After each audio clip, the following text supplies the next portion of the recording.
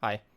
So we have some news on jail builds, and I want to get some vocabulary out of the way because there are people who have commented. So for those of you who know what jailing is, maybe hit L on your keyboard a couple times for my 20% of viewers. Apparently most people aren't on PC. That is way besides the point. Anyway, what I'm saying here is jail builds are basically a strategy to stall out the end of the mission, where instead of killing the enemies like in the typical defense of their missions, you'll just wait until it ends. And if you're watching one of my videos in the background, I can't blame you, but generally speaking, this makes it a very, very boring environment for those who do not want to jail. Or, God forbid, if a streamer is jailing, then that can make for a very uninteresting stream, depending on how that streamer decides to spend their time waiting out the mission. And I've been on, I don't even know what the popular vote is, because I get just as many comments from either side. Without a doubt, the community is divided. And this was especially made true on this post by Magis. This is what catalyzed all of this. He basically said that he agrees with him that jails are effective, but they don't want it to be the sole way to attack missions, which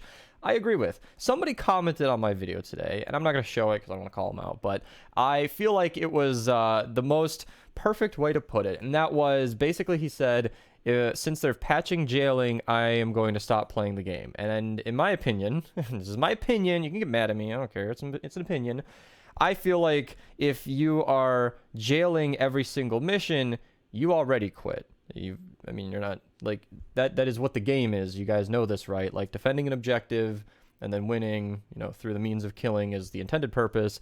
That is the game. Like, have you played Save the World? We're not really doing anything else. I mean, there's dungeons and, there's Frost Night and rotating events, but essentially, if you're stalling out the mission and you're not killing the husks, are you really playing the game? Anyway, that's just my take on it. And basically what Magis said is he agrees with a lot of my personal opinions, and that they're going to, they're gonna try to make that not as powerful. And a lot of people disagree with this, and I hear you. A lot of people got mad at me, and I even argued with people in one of my videos, which I rarely do, but they had good points. And that's kind of something I commented. And I, like I said, I'm not usually one to throw my hat in the ring, but I believe refunding lost materials from failed missions will go a long way. Because have you guys ever trapped up a mission, spent tons of gas traps back when that was the main trap, sealing electric fields, even broadsides, and then just failed, and literally stacks worth of materials, worth of traps are just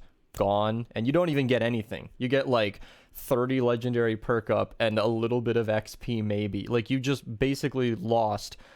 And a lot of times, in my case, I try to consider myself, I usually try to plan ahead. Typically, if I fail a mission, it's not my fault. Hey, I'll take ownership. If you've ever been in the streams, I will kick myself if I'm the one responsible. But I think we've all potentially all been in that situation where somebody screws up and then the mission fails. It wasn't even your fault, and then you just wasted half an hour. Like, that time is gone. And that sucks. That's not my gaming experience. That's not what I want. I compared it to Atlas missions, where if you guys have ever failed an Atlas mission, which I think we all have, you actually get to retry. You get to repair the Atlas and give it another go. And somebody explained how that doesn't work in every modifier, and I agree. Like the weather balloon, like to retrieve the data, once it pops and it's destroyed, the data's gone.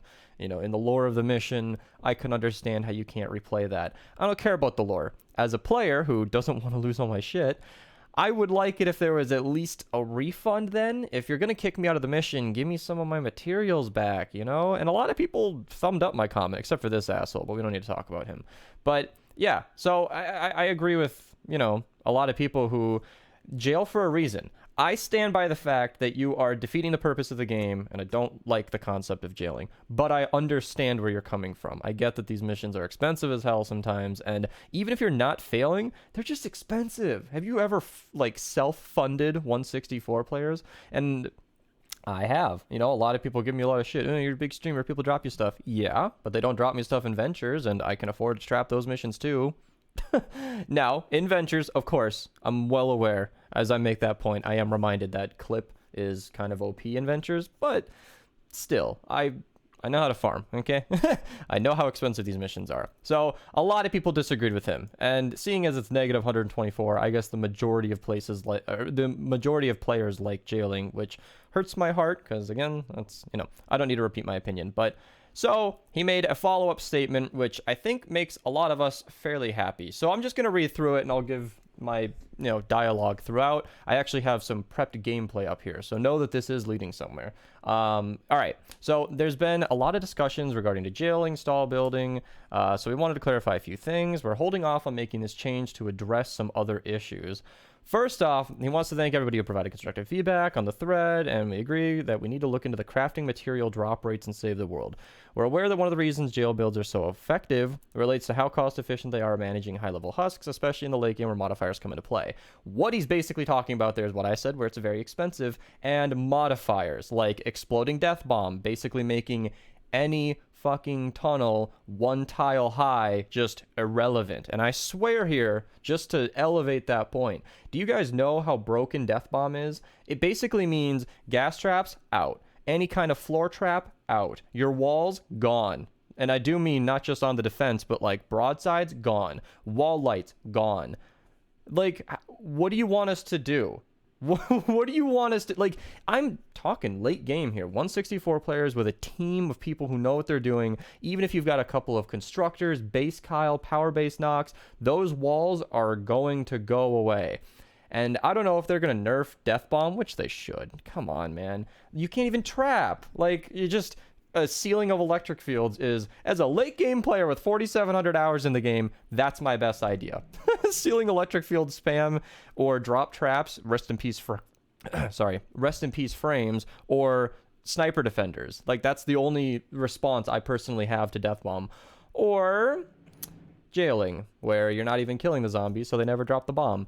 You see what I mean? I understand where you guys are coming from. And other modifiers like healing death burst, which I doubt they'll patch or, well, make any weaker, but enemies healing themselves constantly like that is, like, every time you kill an enemy, have you ever been working on a smasher and then, like, a teammate kills a fatty next to it and then its health goes back to full?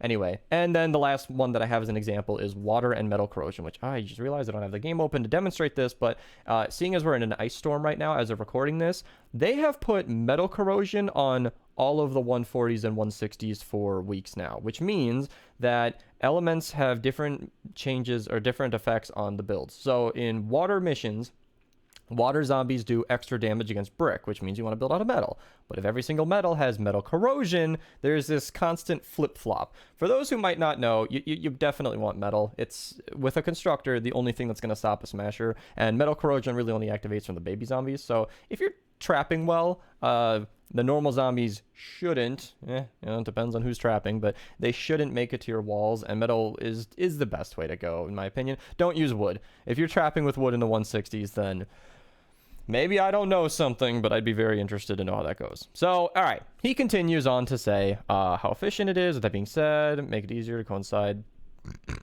So, let me just see where I left off. Yeah, so with that being said, they're going to take a deeper look into the overall accessibility at the top end of Twine Peaks. Overall, they want to make high-end materials easier to obtain, which would be nice. Less time farming would probably alleviate this issue for a lot of people, because that seemed to be the primary complaint, was just things being too damn expensive.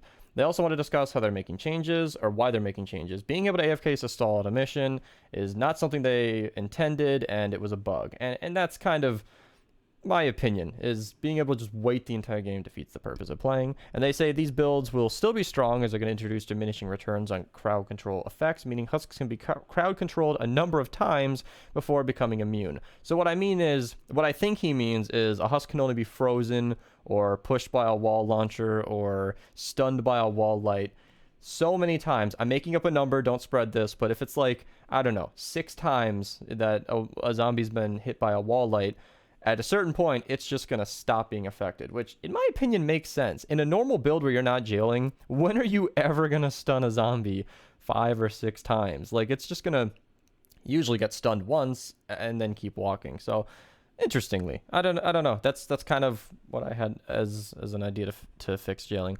Those builds will still be strong, but it's just not going to be as effective. You'll still be able to use their traps for their intended purpose, which is to keep husks at bay, but not fully completing the mission solely on those methods, which I agree with. Finally, they agree that husk scaling at the top end can be difficult. Specific combinations of modifiers are not fun to play against. They want to look into some of them and environment damage to make sure they aren't overtuned and potentially make them easier to manage. Some of these interactions, like Nerf's husks. So, all right, let me just finish. It's something they also want to address, and they don't have an ETA, but they will mention in the home base status report when they're live, which means I will cover it if and when those changes take place. And I do want to just provide some visual footage for my, how can I mute VLC here? Yeah, so this was gameplay from Boombo video. Now, I fully understand, why is it freezing? Oh, this is on hard drive, and it's been more than 15 minutes. So I understand that a Boombo is not the main weapon you want to be using against nurses, but the problem that you're seeing is nurses can heal each other. We have 4 nurses, plus a shielder, because why not, essentially making them invincible, and I was in the middle of recording gameplay for my Boombo video. I had to pull out a Wrath, because they just weren't dying. Even with the Storm King's Wrath, 2 of them are still alive. And again, I understand that the Boombo is not the best weapon for this, but this is still just my best example of how ridiculous nurses can be. And like, the fact that they can heal themselves and each other mean that they can stack and stack and stack to essentially create invincible, why was I dancing? I don't know. It can essentially create an invincibility sphere around them. And a lot of people have probably seen this in Ventures, where if you're playing with a higher level friend, you cannot kill a nurse. They will heal faster than you can kill them. And that threshold is actually quite high. You can be fairly close to appropriately leveled for a mission, and a nurse will just heal off all of the damage. So yes, again, Boombo is not the best example of this, but I was only able to kill them because I think somebody joined, and no, that was vivid. I remember recording for that video, and it can be ridiculous. So I actually did weigh in this conversation as well, and I brought in a comment that I wish I would have thought of a long time ago, and I wish I would have mentioned it before near the end of this video, and that's that I wonder, here's a solution. I'm not just bitching about jailing. I don't just hate you and want you to, a lot of people had some very strong opinions about this, but what I think is eliminate and collect missions exist, and encampment missions exist, and these missions are, in my opinion, the most fun to play. No building required, just running around shooting weapons. I don't know if you guys have scrolled through my YouTube before, but weapons are kind of my thing. So using them is very fun to me, and being able to do that in a mission that gives you decent rewards would be awesome. What if you could take a break from the quad atlases and run a 164 player eliminate and collect? You get to spend 10 minutes just killing shit, and then you get to pick up, you know, hopefully more rewards, because there is no 4-player eliminate and collect. There is no 4-player any of those normal missions. There's no 4-player build a radar grid, which makes sense, or the repair, the resupply missions, exactly, and then the encampments. Those only have 4 players, and usually the rewards are shit. If you guys have ever seen my daily videos, I never mention them because extra, here, I'm just gonna have this playing in the background so there's like literally something happening, but those missions don't give you any extra drops of rain, they don't give you any extra perk up, you don't get anything from it. And if you could make those missions somewhat viable in farming perk up, or somewhat viable in farming reperk and evolution materials, then I wonder if a lot of people would just choose not to jail even if it was an option, because making those missions worth a damn, you know, not having to trap every single mission, it would be cool. It would be cool, and a lot of people on stream like to agree with that because we all kind of forget about encampments, and I'd like to run them more often.